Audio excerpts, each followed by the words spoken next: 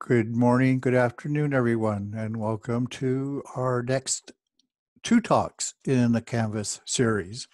Today is a special day in that we will be having two speakers who are grad students, and this is co-organized with the Casca Graduate Student Committee. And I think the idea is that each month we'll have one of the Canvas talks being given by graduate students, and that will be organized by the GSC.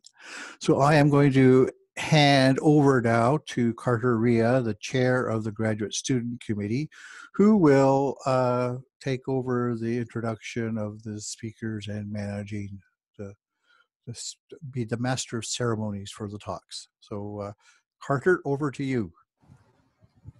Thanks, Dennis. I don't have a fun avatar, so you'll just have to see me.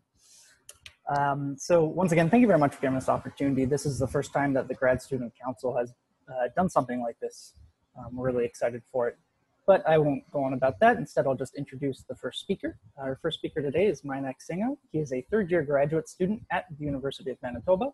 He is currently under the supervision of Chris O'Day and Stefan Baum.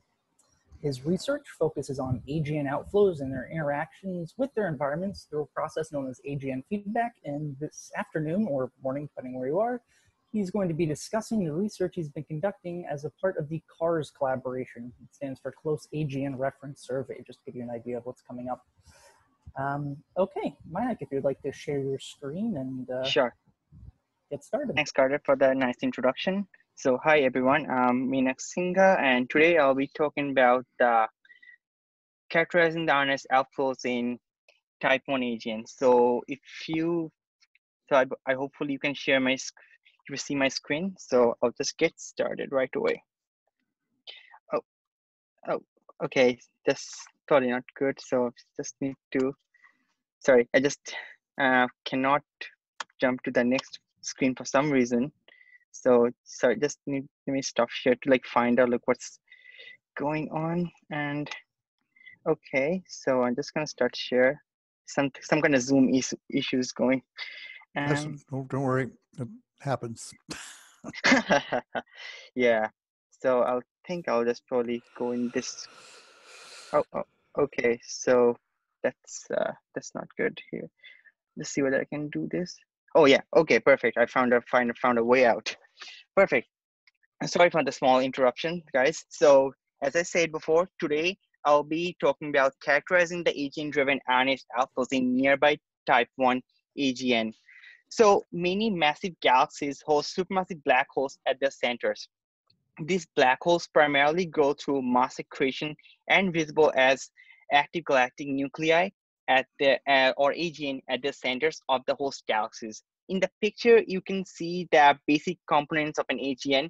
So at the very center, you have a supermassive black hole, and then till 4 to 5 milliparsec away, and you have the accretion disk where all the accreted material is stored, and then till less than 1 parsec distance, you have the broad line region where all the high velocity gases is orbiting around the AGN. That's why, due to the Doppler broadening, you see the broad mission line feature in them. And then till several kiloparsec, we have the narrow line region where the gases are relatively at rest with respect to the host galaxy. And also we have a dusty torus, which sometimes surrounds the broadline region.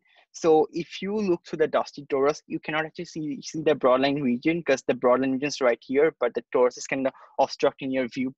So then we just see only the narrow lines, not the broad line. Then it's seen as a type 2. But if you don't view to the torus, then you can actually see the broadline regions, and then it's viewed as type 1.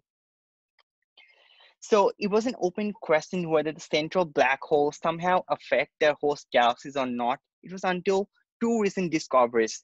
One, the M sigma relation, and two, which is the black hole mass stellar velocity dispersion relation, or two, the shortcut of the galaxy luminosity function.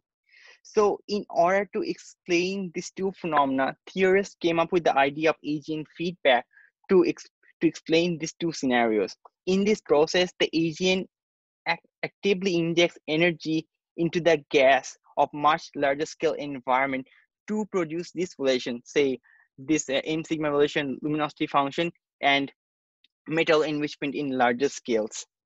So several of the galaxy evolution models require the AGN to drive galaxy-wide outflows by radiation or jet, in which the AGN clears out the cold gas out of the host galaxy and hence finally quenches the star formations, since there is literally no gas left.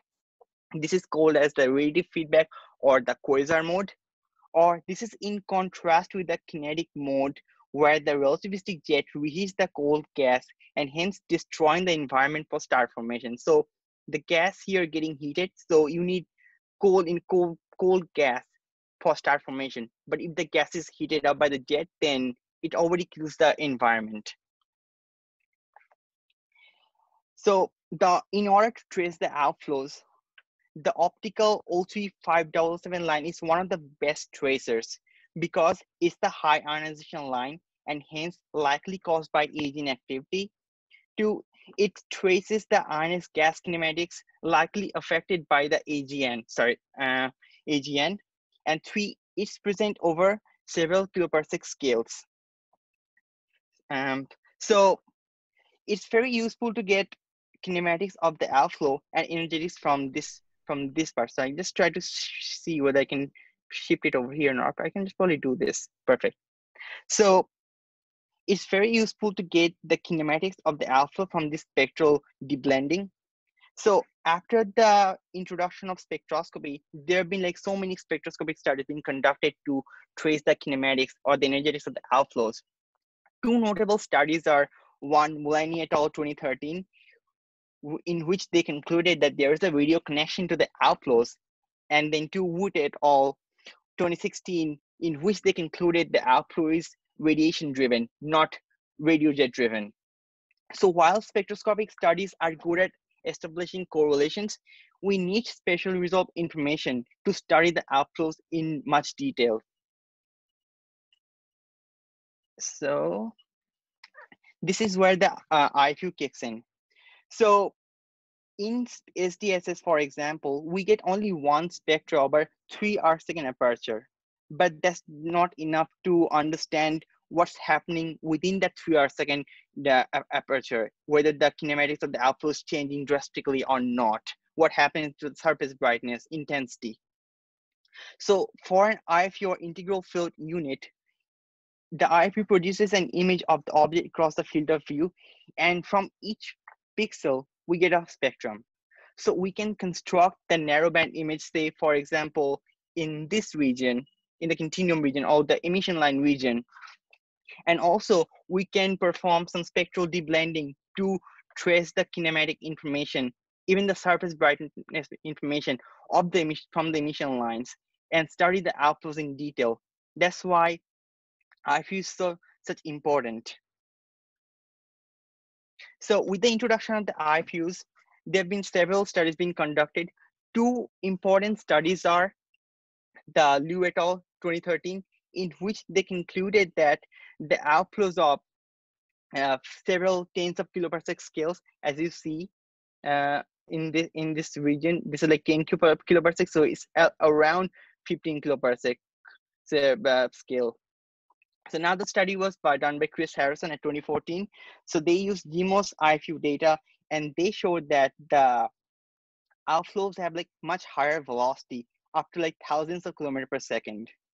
This was sounding really promising until two recent studies which found different results. So one was done by Vila Martinet et al. In 2016. So they used VLT force 2 data to show that the surface brightness of the O3 wing or the outflowing ionized gas varies as the PSF, or like an unresolved, or like a point split function. So if that varies as a point split function, so it could be the case that the outflow may not be extended of several kiloparsec scales. It's basically we're just seeing the emission profile, and we're trying to estimate the outflow size using the diameter of the radius of the emission profile. That's giving us some kind of overestimation. Similar results being found by Veloci et al. 2019. They used Osiris long slit spectroscopy data, and they found that majority of their outflows are unresolved, and only one compact outflows with sizes of 800 parsec, which is totally different than what Lu et al. Found. They say that, okay, this is of the order of tens of kiloparsec scales. So now the study was by Huisman et al. 2016. They used the GMOS IPU data again to like similar samples of like what Liu and Harrison used, and showed that the unresolved bright emission or the point source could dominate the emission profile. If that's taken into account, the kinematics could be much different than what we could get if not taken into account. So this is the sample from Liu's 2013 paper. So this is when we don't take the point-like source, and we're getting the velocity around like 500 kilometers per second. And this is after subtracting the point source, doing the analysis, and we're getting the velocity around, say, maximum barely 100, probably a few tens of kilometers per second. So it's basically, what are we getting? We're getting the kinematics value of 1/10 to like 1/5 of the value that's been found in literature. So that's why if the point source is not taken into account, it could lead us to some unrealistic measurement of the outflow parameters. And that's why we need to take account of the bright point source and systematically analyze the outflows with high spatial resolution. This is where our close AGN reference survey is so important. We use luminous nearby type AGN. So because we have the type 1 AGN, we can estimate the black hole masses. Then we can also model the unresolved emission by modeling the broadline region and construct the PSF and test that whether an emission is similar to a PSF or not for the outflows. And we also use multi-wavelength data from Chandra, XMM to ALMA. So we can trace the outflows from its hot outflow phase to like cold molecular phase. So one of the best feature about the car sample is that this is spatial resolution per arc second. So we have like 0.6 kiloparsec per arc second, which is much higher resolution than any other surveys that's been going on. So we have the luminosity range comparable to some other high redshift surveys, say for CARS survey, some Symphony super survey, which is at redshift 0.1 to like 2.5. So using from our results, whatever result we're gonna get for the outflows will be a really good benchmark for all these surveys at similar luminosity. And that's why our results are so important. So majority of our optical samples are from use of VLT Muse data. So Muse has like really high spatial resolution, which is really important to study the outflows in detail. And also it has a 1/1 arc minute field of view, and the spatial sampling is like 0.2 arc second. We get over 90,000 spectra across the field of view to study the outflow in detail. So for our sample, we're using 2 of VMOS samples and 34 Muse samples. So in this figure, we plot the emission line kinematics of the O3 against the AGN luminosity here, like the O3 luminosity or the broad line region H beta luminosity. And we show that our samples, the car sample, the red points, lie in the densest region of a much larger spectroscopic sample, which is up to 0.4 redshift 0.4, which is like James Mullaney's sample from his 2013 paper. So this is Mullaney's sample, and this is our car sample. So again, this is Mullaney's sample for the broad H beta luminosity, and this is our car sample. So we're getting similar results. But if you look at Liu or Harrison's sample, they're much of an outlier sample.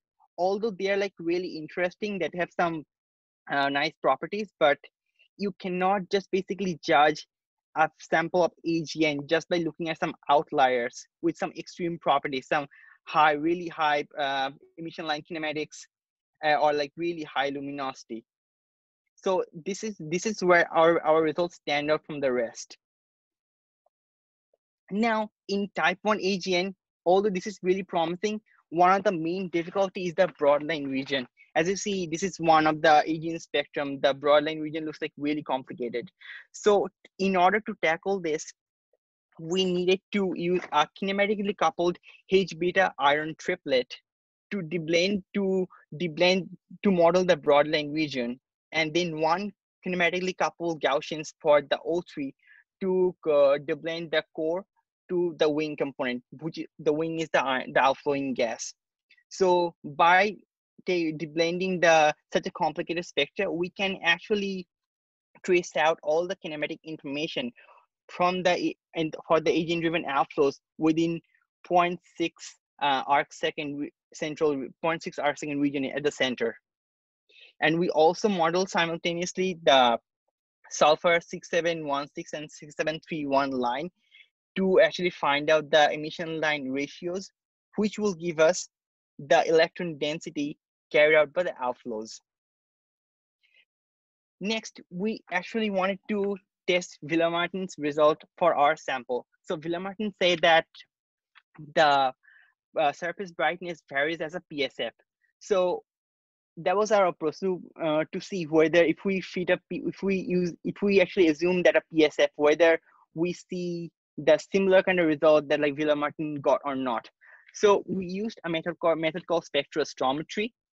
So what we did was we basically fixed all the kinematic parameters to what we had from the previous spectral modeling and model each of the individual spaxels, all the 200 over 200 spaxels in the central 3 arc second region, and retrieve the surface brightness distributions for all the associated emission lines. For example, this is the surface brightness maps for the broad H-beta region, which is an unresolved point source. And this is for the narrow line O3 core, which is extended to several kiloparsec scale. And this is the O3 wing, which is supposedly the outflow. So from this map, you can see that this is the 1 kiloparsec. And if we use this to estimate the outflow size, it will be around, say, at least 1.5 to 2 kiloparsec in radius, the outflows. So once we retrieve the surface brightness map, the next step was to model that with a theoretical PSF or a Moffat model. So if the surface brightness map well agreed with the Moffat model, we concluded that, okay, the outflow is compact. If not, it's extended. So using this approach, we find that 55% of our samples are having compact outflows, and then 45% are extended outflows. For example, you can see this is HE0040. On the contour looks like a point like a PSF, but in HE1248-1356, you see that the outflow is already extended to like several kiloparsec scale. So this is just 3 arc second. It might be well extended to say 9 arc second if we go into that scale. So it always depends upon the sample. So what we've learned that it's not necessarily the case that the kiloparsec scale outflows are prevalent among the AGN. Also, at the same time, it's not the case that no galactic scale outflow being found. So if you look into unbiased sample, you find that they're kind of equiprobable. So it's basically always depends upon like the sample we are looking at. So and as I mentioned before, our results is valid till the AGNs up till redshift 0.4. So we can expect similar kind of properties for the AGN driven outflows to happen within redshift 0.4, which is already a large redshift range. And this is already quite interesting that we are not finding the exact same results, but also almost that it's kind of balance between different kind of literature findings. So now the compact outflows, for which we can actually measure the location of the O3 wing, because that's a point source. So what we did was we basically went there. This is the green point. This is where the O3 wing center is, or the outflow is, and the red, if you can see that, that's basically kind of overlaying with the blue point. But this is where the black hole is, and the red point is the broad H beta center, that's where the black hole is located. And this is the O3 wing center where the outflow is located. So what we did, we basically measured the offset between these 2 points, and the offset turned out to be less than 100 parsec. So of course, these are not few kiloparsec or like 10 kiloparsec as we see in the literature. So their results are already 1 to 2 order of magnitude higher than what we found. Even that's the case for the samples with similar AGN luminosity. For example, Caruso et al. 2016 or Kang et al. 2018. They're already also having like a 1 to 2 kiloparsec scale outflows, but for which we're having hardly any outflows at hundreds of kiloparsec scale. So what we did next, that we used Caruso's or Kang's relation to see, okay, what will be the size of our outflows if we use their relations. We see that if we use Kang's relation, our sample, the outflow size will be somewhere around here. And if we use Caruso's approach, the sample will have outflow sizes around 2 to 3 kiloparsec, which is quite comparable to like what's been found in the literature. The only way that our sample could achieve that kind of size is having very low inclination. So we had to check whether what's the inclination angle range for our samples. So we found that for our sample is within 10 to 50 degrees and with a mean inclination angle for like 38 degrees. So the only way our sample could have high outflow size by having inclination angle to like 0 to 5 degrees. But as you see from the figure, there's no possibility of having an AGN within this inclination range, or like really small possibility. So the inclination angle cannot change the outflow sizes to like several kiloparsec that's been found in the literature. And that's why beam smearing is so important, because if you try to measure an outflow size just by taking the diameter of the emission profile and be just a compact outflow, just like a point-like emission, you're actually overestimating the outflow size, which could severely affect the energetics measurement. And next, we also want to check what's happened to the electron density. So as I said before, we use the S2, the sulfur 2 doublet, to measure the electron density for the outflows. So we find that for the compact outflows, the electron density is around 2300 per cubic centimeter, and for the compact outflows. And for the extended outflows, we find that the electron density is around 500 per cubic centimeter, which is around, say, almost 5 times lower than the compact outflows.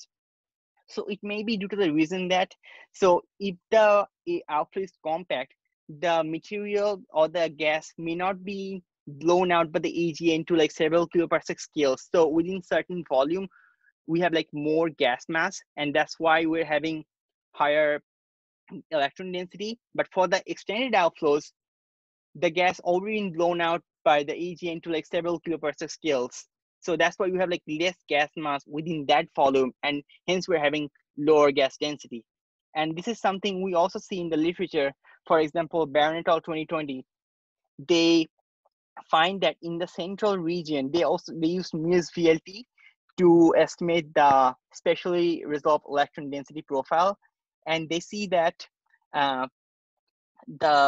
in the central region, the electron density is much higher, could be almost around 1000 per cc, and this was using S2. And they also use the emission line ratios, the O3 over H beta and N2 over H alpha, to estimate the electron densities again. And they found that the similar kind of results are produced as the S2. So in the central region, the gas density is around 1000. So it's like similar like what we have found so far.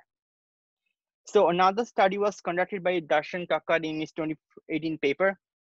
So in the middle panel, on the right panel, the outflows, which seems like an extended outflows, as you see, like an irregular structure. So the outflow is not localized to the center. And the red contour, which is the O3, where the O3 is located, you see much lower electron densities, like 50 to 100 per cubic centimeter. And the same goes there, slightly higher, but still like much lower than 1,000. But which is not the case for NGC 1068, in which we see that the O3 and the S2 densest region are kind of overlaying. So it means that, okay, the outflows being contact, so the dense gas is still in the central region, so it's not being blown out by the outflow. And we see that much higher gas density in the region, around 2,000 per cubic centimeters. So that's basically matches with like what we find. So the take home point is that there's a lower electron density for the extended outflows, but much higher electron density for the compact outflows, which is probably 5 times higher than that one of the extended outflows. Lastly, we wanted to check whether there's any connection with the AGN luminosity with the extended outflows or not. So we see that both the compact and extended outflows have similar AGN luminosity, or the broad H beta luminosity, around 41.4 arcs, 10 to the 41.4 arcs per second. And also they cover similar kind of region, say around 40 to 43. So it's not the case that the extended outflows do have like systematically higher AGN luminosity than that of the compact outflows. That already kind of goes against what's been assumed in the community so far, that extended large-scale outflows might have high AGN luminosities. We also performed the Anderson-Darling test to see whether these two samples are taken for the same distribution or not, because when you have something having on the same luminosity range and the same mean luminosity, kind of looks a bit suspicious. And we do see that in Anderson-Darling test, we get a p-value 1, which means that these two samples are from the same distributions.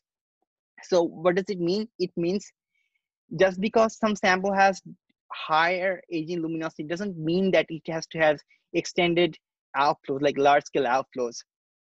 Also, AGN luminosity may not launch large scale outflows. Maybe it's the time of the outflow, the inclination angle. This could affect the size of the outflow. So the take home point is that we find 55% compact or 45% extended outflows, which is kind of almost half up. So it's basically they're equiprobable. It's not that some like large scale outflows are prevalent or like no galactic scale outflows found. It always depends upon the sample. Then we find higher electron density in compact outflows than the extended outflows. And then we do see that in the compact outflows, the offset is the size is around 100 parsec, and beam spin is really important, or we'll be left up with unrealistic measurements. And then finally, large scale outflows don't have higher AGN luminosity. It might have also something to do with the time, the inclination. So this is everything. Thank you for listening. All right, everybody, and thank you very much, Mainak, for that very interesting presentation on AGN outflows. Unfortunately, we do not have time for questions since we have 30 minutes slotted for each presenter. But if you have questions for Mainak, please submit them to him either in the chat for everybody or in a personal chat with him via Zoom, or send him an email or me an email.